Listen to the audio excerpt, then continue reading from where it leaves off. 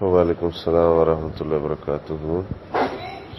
ٹخنوں سے ازار بند اوپر رکھنا، یہ مختلف احادیث میں رسول اللہ صلی اللہ علیہ وسلم نے بڑی تاکید فرمائی اور نیچے رکھنے کی بڑی سخت وعید ہے، اور وہ 24 گھنٹے کے لیے، یعنی یہ صرف نماز کے ساتھ خاص نہیں ہے، بلکہ مومن کے ازار بند کی جگہ ہی ٹخنوں سے اوپر ہے۔ اس لیے جب بھی ہم ازار بند خریدیں یا سلوائیں تو وہ اتنا ہی ہونا چاہیے کہ وہ ٹخنوں سے اوپر رہے۔